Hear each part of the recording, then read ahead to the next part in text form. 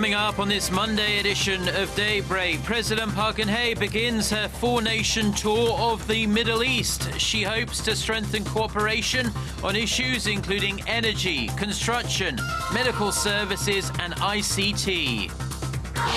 Diplomats from the two Koreas look set for a showdown in Geneva this week over Pyongyang's human rights and nuclear issues. Plus, tens of thousands gather at a rally in Moscow commemorating the murdered Russian opposition leader Boris Nemtsov. Daybreak begins now.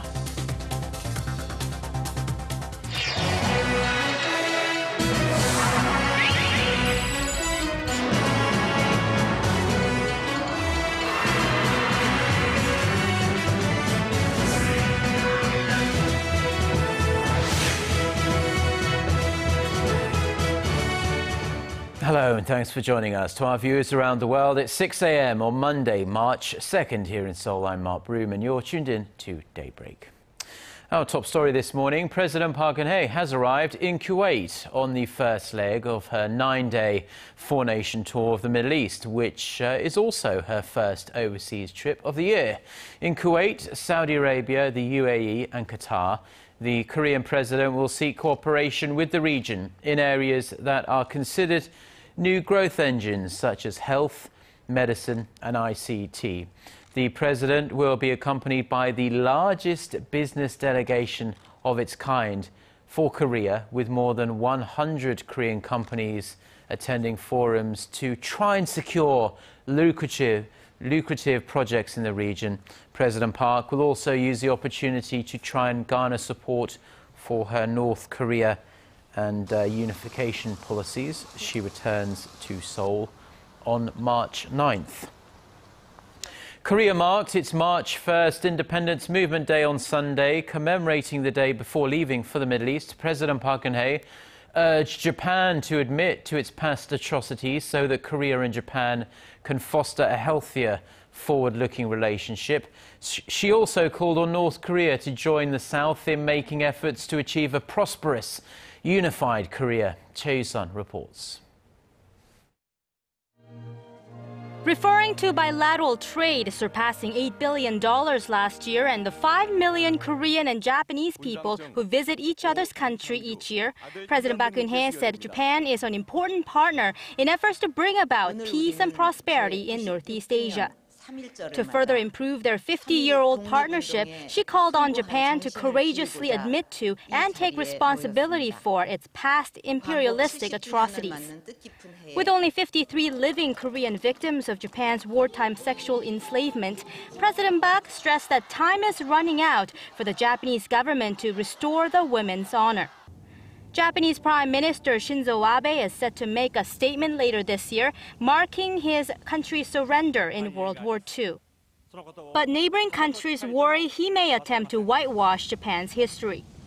역사란 편한 대로 취사 선택해 필요한 것만 기억하는 것이 아니라 역사에 대한 인정은 진보를 향한 유일한 길이라는 최근 한 역사학자의 지적을 깊이 유념할 필요가 있습니다. With this year also being the 70th anniversary of the division of the two Koreas, President Park said it's time for the two sides to work toward unity and prosperity. Stressing that Seoul's unification initiatives are not about isolating the North, she urged Pyongyang to engage in inter-Korean dialogue. The president then called for talks and reunions for families separated by the Korean War. 부모 없는 자식이 이 세상에 존재하지 않듯이 북한도 내부의 인간적인 혈연의 문제를 해결해 주어야 할 것입니다. On the domestic front, President Park said she is ready to take the difficult path of innovation and reform to ensure people feel the growth momentum that can be passed down to the future generation of a unified Korea. Chae-sun, Arirang News. The Korean government is on schedule to finish collecting the assets of those who cooperated with the Japanese colonial government between 1910 and 1945. It's expected to seize almost $100 million in assets from the descendants of known collaborators. Our Kim Min-ji reports. The Korean government expects this year to complete the task of seizing the assets of those who collaborated with Japan during its colonial rule of Korea in the early 20th century. These efforts began with the passage of a law in 2005 allowing for the seizure of assets belonging to the descendants of the collaborators. A 4-year-long investigation found that there were more than $90 million worth of assets belonging to the descendants of 168 national traitors. The Justice Ministry says 94 out of 96 cases related to the confiscation have been settled so far, and 2 are pending at the Supreme Court. Of them, 71 were administrative cases filed by descendants of the collaborators against the seizure of assets. 16 were state cases in which the government was the plaintiff, and the remaining 9 were constitutional cases in which the plaintiffs argued that the government's confiscation of assets is unconstitutional. The government has lost only 3 cases, with the court citing a lack of evidence. The proceeds of the seized assets have been used to compensate independence fighters and their descendants for their sacrifices. The government plans to take any future cases that arise to court as well. Kim Min-ji, Arirang News. The United States has reiterated the need for South Korea, Japan and China to get along for the sake of regional harmony. Speaking in Washington over the weekend, U.S. Undersecretary of State Wendy Sherman said disputes over territory and history involving the 3 nations are an obstacle to enhancing cooperation among the 4 countries. She warned against fueling nationalism, saying it's not that hard for a leader to win political support by vilifying a former enemy. The U.S. official expressed the hope that a trilateral foreign ministers meeting in Seoul this month would lead to a leaders' summit. The 2 Koreas are expected to clash over North Korea's human rights and nuclear issues at 2 separate meetings that will begin this week at the UN headquarters in Geneva. North Korean Foreign Minister Lee Soo-young will deliver a speech at the UN Human Rights Council on Tuesday to protest a UN resolution which calls for the North Korean leadership to be referred to the International Criminal Court. South Korea's Vice Foreign Minister Jo Tae-yeol will also address the UN. He's expected to push for further international pressure on North Korea's human rights abuses. Now, the 2 diplomats will also deliver speeches at the Conference on Disarmament on North Korea's nuclear program.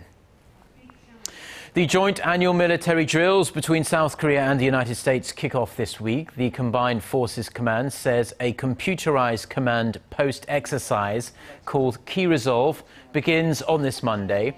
The 2-week war game involves 10,000 South Korean and more than 8,500 American troops and is orchestrated by South Korea's Joint Chiefs of Staff. The Fall Eagle Field training exercise also starts on this Monday and will run through April 24th. This tactical training drill involves a set of land, sea and air maneuvers and around 200,000 Korean and 3,700 American troops. The Korean Navy has a new submarine and it's named after revered independence activist Yu Guan-soon, and it's the first submarine to be named after a woman in the modern Navy's 70-year history. Shin Se-min reports. Yu Guan-soon is the name of the Korean Navy's newest submarine, and it's the first vessel to be named after a woman in the modern Navy's 70-year history. The Korean Navy announced Sunday that the Type 214 1,800-ton attack submarine will be named after Yu, an admired student independence fighter who was a leader in the March 1st movement against Japan's colonial rule of Korea in 1919. She died at the age of 18 at the hands of Japanese troops as a result of being tortured in prison. In a written statement, the Navy said the naming of the vessel comes at a special time, as this year marks the 70th anniversary of the country's liberation and the 95th anniversary of Yu's passing in prison. The diesel-powered submarine will be deployed on anti-vessel and anti-submarine missions. It is equipped with cruise missiles and torpedoes and will be able to travel to and from Korea to Hawaii on a single tank of fuel. And it has an underwater speed of up to 20 knots.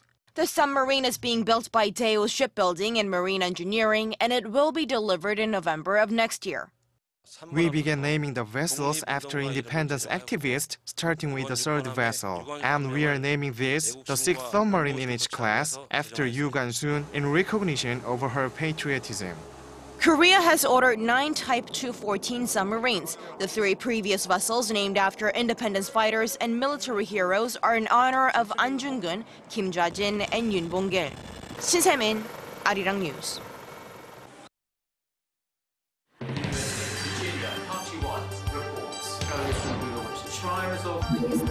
We start before the sun rises to bring you the latest stories out of Korea. We also lead the way with important global coverage. Stay on the pulse of what is happening with Daybreak.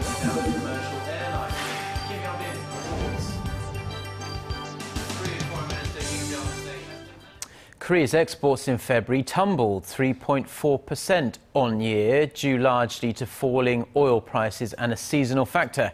Seoul's trade ministry says the nation's outbound shipments came to $41.4 billion last month.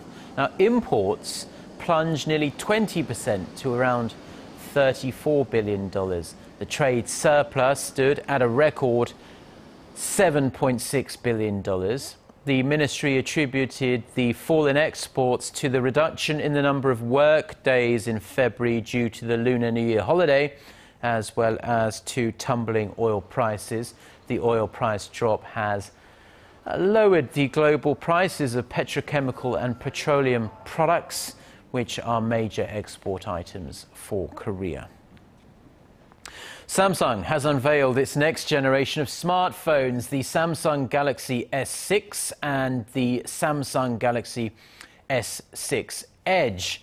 The new phones introduced at the Samsung Unpacked event at the Mobile World Congress in Barcelona on Sunday are a step up in size and quality, with all aluminum casing and AMOLED-coated 5.1-inch displays.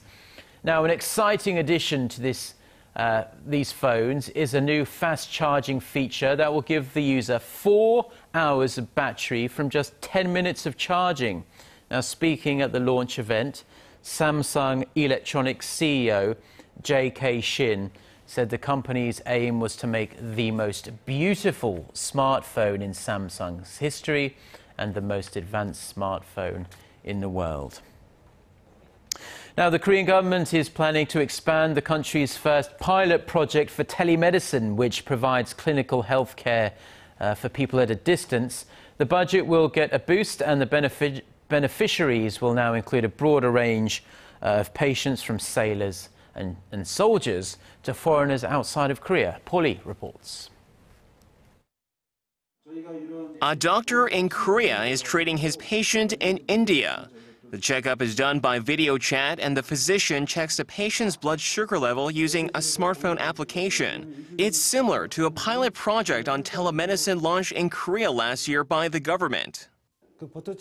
Your blood sugar level is out of balance because you're eating a lot of greasy food like fried chicken. I'm not managing my diet properly these days, but I will try to be more careful from now on. The telemedicine business is expected to see big growth in Korea this year. Last year's pilot project was limited to 18 small clinics and public health centers, but will jump to 140 this year. The project, which last year involved elderly patients with diabetes and high blood pressure, will now include soldiers, sailors at sea, and foreigners outside of Korea. The government plans to equip designated vessels at sea with the tools to run a telemedicine center capable of providing treatment to sailors and soldiers at a distance. Foreigners outside of Korea who are participating in the project will be given a health screening before and after they come to Korea for medical treatment. The budget for the project has risen 7-fold, going from $1.2 million last year to $8.3 million this year. The program is being carried out in cooperation with 6 ministries. We plan to diversify the business model so that people from all walks of life can benefit from telemedicine. In response to concerns raised by Korea's doctors' union about cybersecurity, officials say they are examining possible countermeasures and will come out with a comprehensive set of security guidelines. Paul Yi, Arirang News.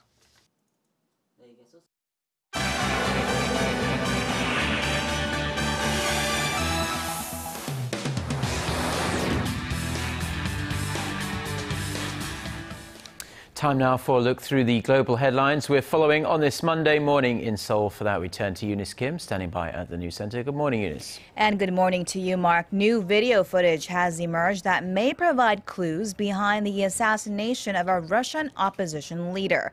This as a large crowd turned out in Moscow on Sunday to honor the life of slain Kremlin critic Boris Nemtsov. SungYeung reports. Tens of thousands of people gathered in central Moscow on Sunday carrying Russian flags and marching alongside the river Moskva. The streets were filled with protesters holding placards that said, "I am not afraid," in memory of Boris Nemtsov, who was shot dead in the shadow of the Kremlin on Friday evening. Meanwhile, CCTV footage has emerged showing the moment of the shooting. The poor resolution video shows two people believed to be Nemtsov and his female companion walking across a bridge in central Moscow before a snow truck moves behind the couple to obscure the view of the shooting. This is not a mere murder, but an act of terror. This is politically motivated, and we need to find the truth behind this terror attack. Police believe there are two suspects involved and have expanded their investigation in search for them. The shooting happened 2 days before Nemtsov was to speak at a major anti-government rally. He was working on a report presenting evidence that he believed proved Russia was directly involved in the conflict in Ukraine, despite official denials from Moscow that it has supplied separatists with troops and weapons. Boris declared that he would reveal persuasive evidence about the involvement of Russian armed forces in Ukraine. Russian President Vladimir Putin has described the killing as a provocation and pledged to do everything to find and prosecute the killers and punish them. However, there are fears those responsible will never be found. Nemtsov's supporters believe shadowy elements in the Russian government were behind the killing of one of Putin's most prominent critics. 손정인, Arirang News. And a distinctly different tone from Washington. America's chief diplomat says Israeli Prime Minister Benjamin Netanyahu is welcome to address the U.S. Congress this week, but warned against inciting a, quote, great political football. Before heading to Geneva with hopes to finalize a nuclear pact with Iran, John Kerry emphasized that America's security partnership with Israel was closer than ever before. But he did insist the short-term nuclear deal reached with Iran in late 2013 made the world safer, including for Israel. That is a sentiment Prime Minister Netanyahu fiercely denies. He's due to soon arrive in Washington, where he will urge American lawmakers to impose more sanctions on Tehran. Before boarding his flight, Netanyahu said he felt he was leaving for a, quote, crucial, even historical mission for the security of all of Israel's citizens. Relations between the Israeli leader and U.S. President Barack Obama had hit a new low in recent weeks after he accepted the invitation by House Speaker John Boehner to speak before the U.S. Congress weeks before Netanyahu is up for re-election back at home. That is a move the White House says is against protocol. And finally, new security video aired on Turkish TV appears to capture the 3 teenage girls in a bus stop in Istanbul en route to join the Islamic State group. The two 15-year-olds and 16-year-old had flown to the Turkish capital from London on February 17th. The time codes on the video showed the girls were at the bus station for more than 18 hours. They are now believed to have crossed over to Syria after being met by IS militants at the border. Meanwhile, monitors in Syria say the extremist group released at least 19 Assyrian Christians on Sunday after kidnapping more than 220 in raids last week. A local leader said those released were roughly 50 years or older, adding that more than 200 were being held captive. And the number of deaths attributed to seasonal flu in Hong Kong has exceeded 300, topping the number of deaths due to the 2003 SARS outbreak. Local media reports 303 adults and 1 child were killed due to the influenza, while hundreds of others were in intensive care. As hospitals are swamped with patients of the flu epidemic, authorities in Hong Kong are urging vigilance, especially as school resumes following a long holiday there.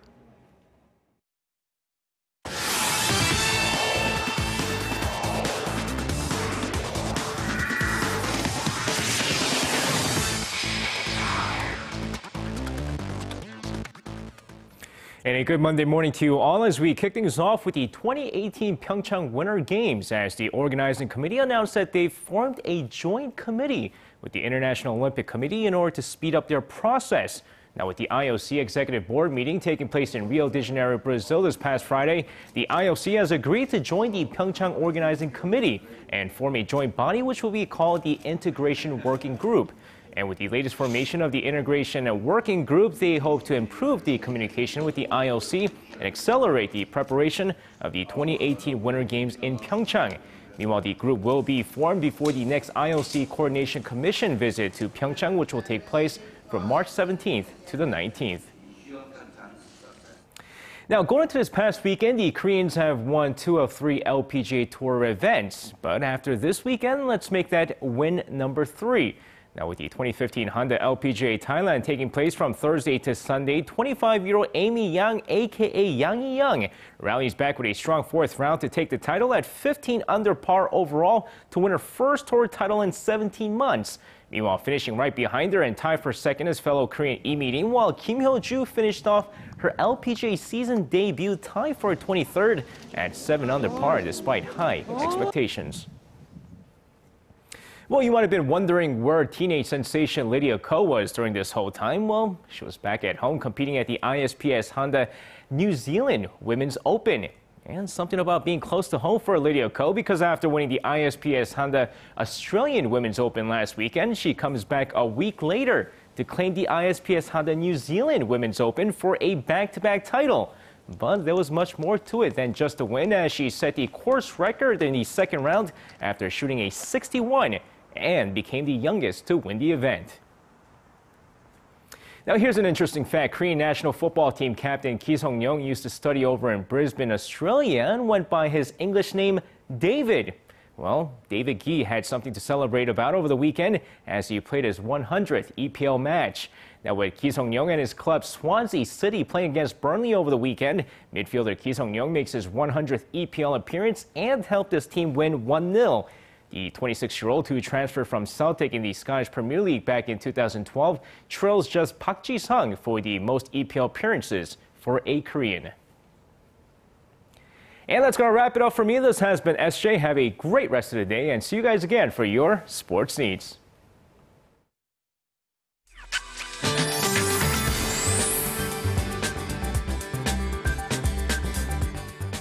Good morning, I'm Lee Ji-yeon here with your latest weather updates.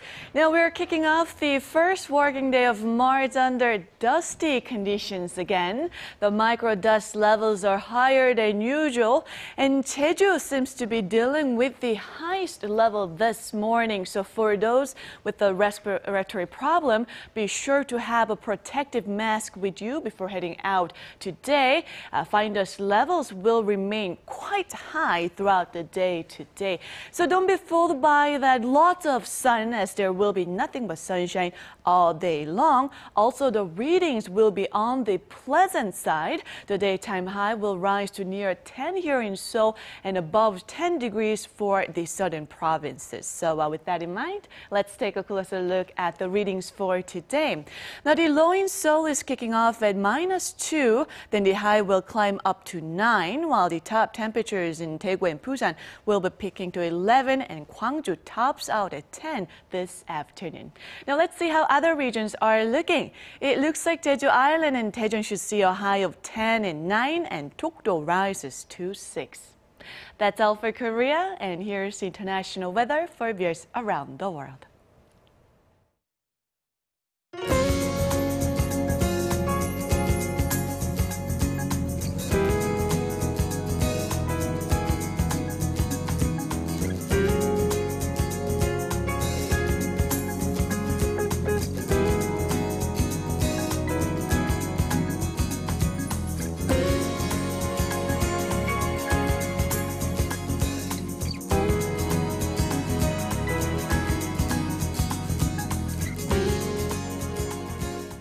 Well, that's going to do for now. Korea Today is coming up at the top of the hour in about 35 minutes' time. Have a wonderful Monday. Goodbye.